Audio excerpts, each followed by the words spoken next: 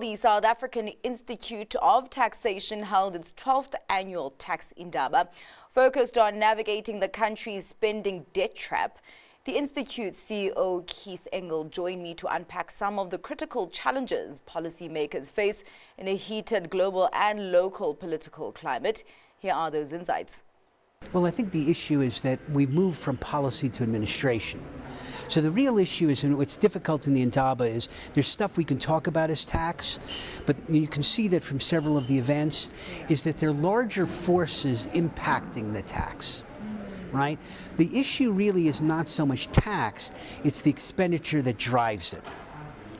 So that expenditure, I'd love to have an expenditure Indaba.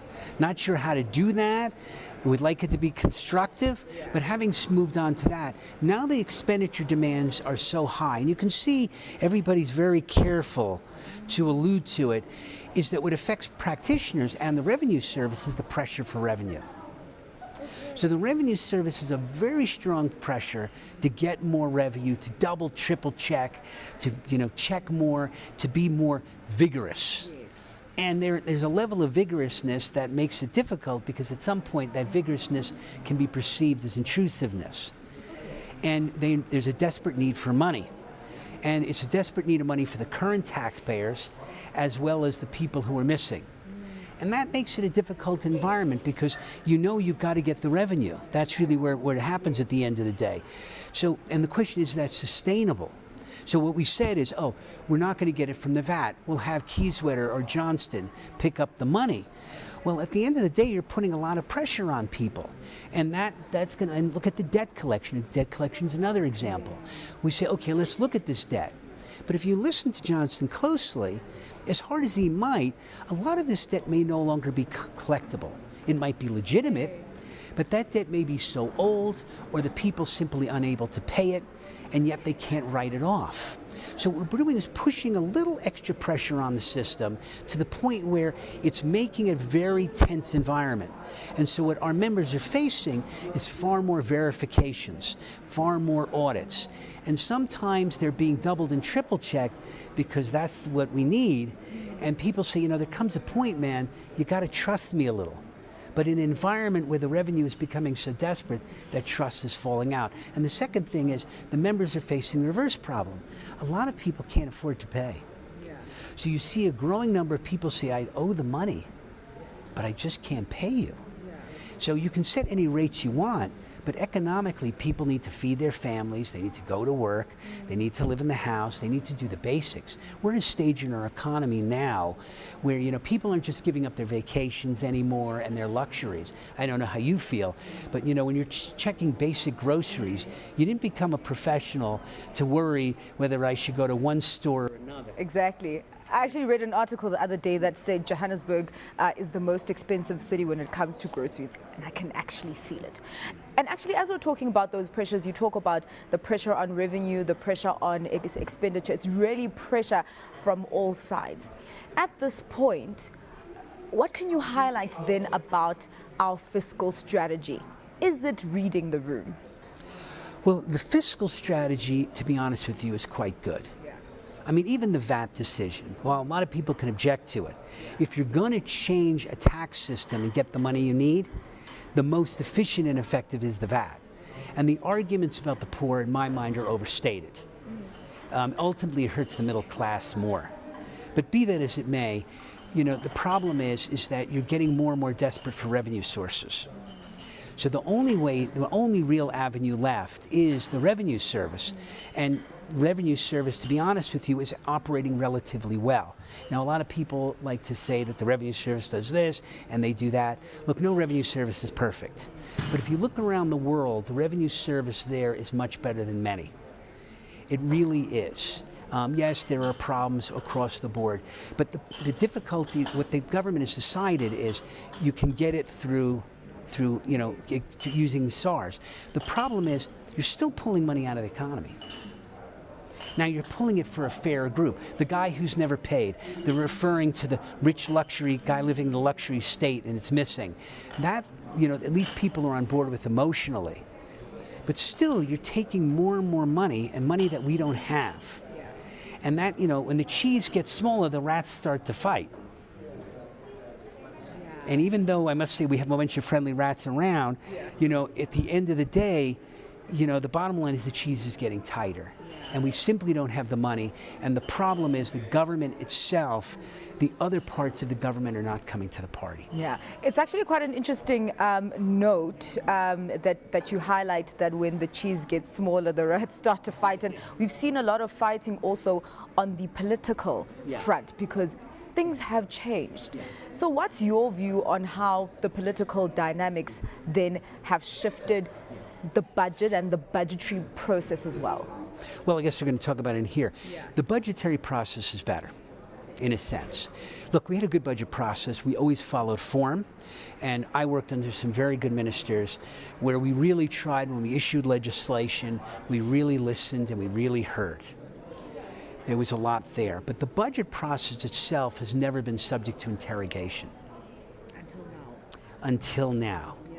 And the bottom line is many people disagree with how the money is spent and the amounts that are being spent.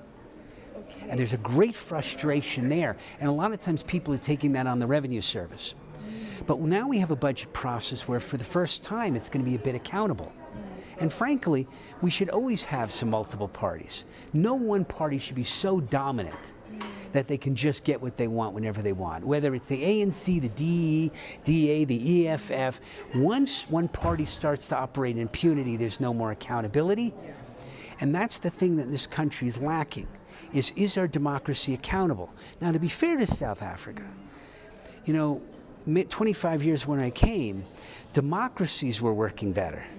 And South Africa, we're trying to lift the democracies. Unfortunately, around the world, there's a growing concern our democracies are not accountable. But they have different problems of accountability. And unfortunately, there's an accountability problem on this expenditure, on this corruption side. And we just can't seem to get our voice heard. And unfortunately, the political dynamics are such that you have one narrow party and another narrow party now.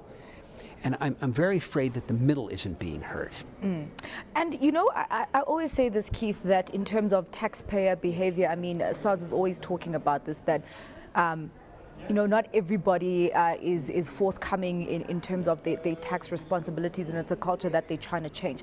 But I always say that as a taxpayer, you are going to feel more comfortable and more proactive with your taxes if what you're seeing in terms of what the government is doing with your money, if you are satisfied with that.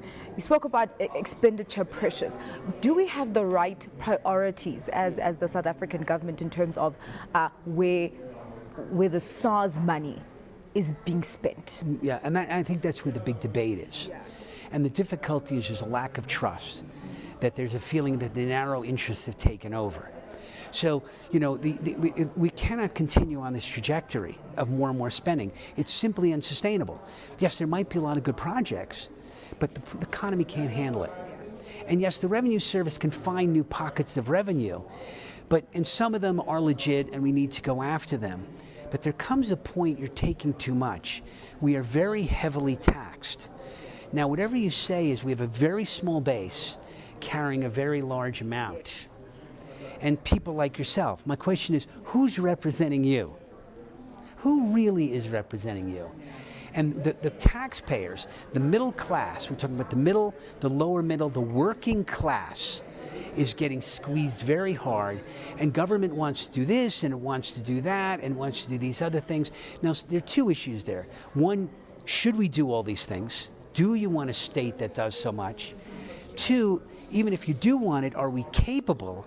And then three, there's the corruption element.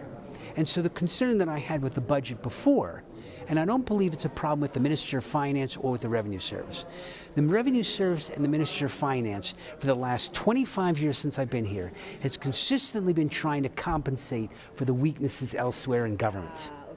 So this is a debate we'd have. I have many conferences, budget conferences, not ours, but different ones, where everybody's saying, look, the Treasury and the SARS are trying their damnedest, but the rest of government is simply not going along.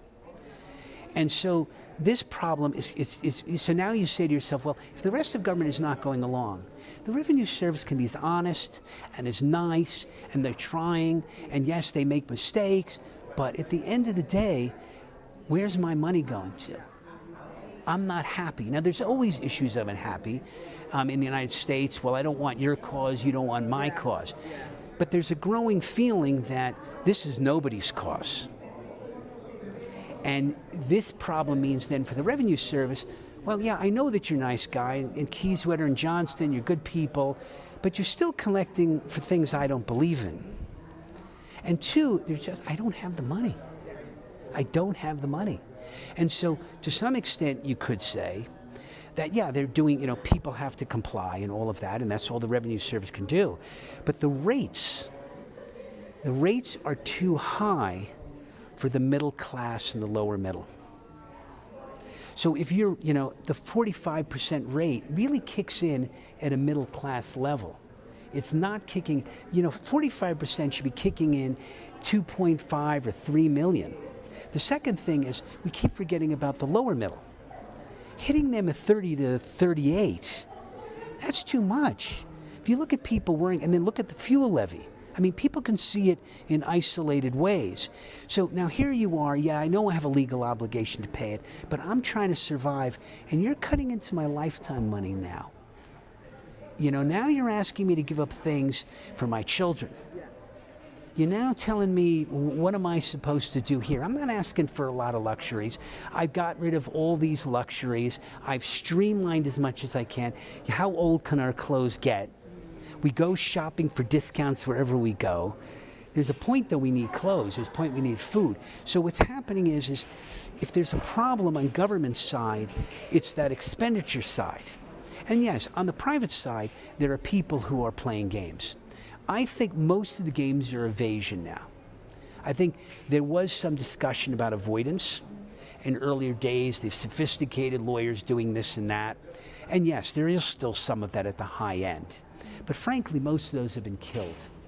The real issue is there are some who are doing outright evasion. It's outright. So if you're looking at the mass of the taxpayer problem, it's claiming deductions that are not business deductions, it's not reporting income, it's going off the system altogether. And so a lot of those issues are there. So there are some people, but the mass of the people, and I would say the mass of our Treasury and SARS colleagues, are really on the good side of the fence. In a sense, coming to this event is just an act of good faith on both parts. And it took us a while to get there, to get that good faith. And it did. And you can see now we're not throwing rocks at each other and all of this. But the problem is that when we go back home and somebody else does something wrong, everybody goes back to the fences and we're back to war again. But really, I do think that the bulk of South Africans really want to come to a middle ground. And then there's a certain set of people who don't want change, so they keep throwing rocks around as decoys, and that's just a very unfortunate thing. The one difficulty I would say for South Africans, because you can hear my American voice, I've been here 25 years. I am a South African citizen, and I appreciate that. I thank you so much for that. You guys are too nice. You're too nice. You put up with too much.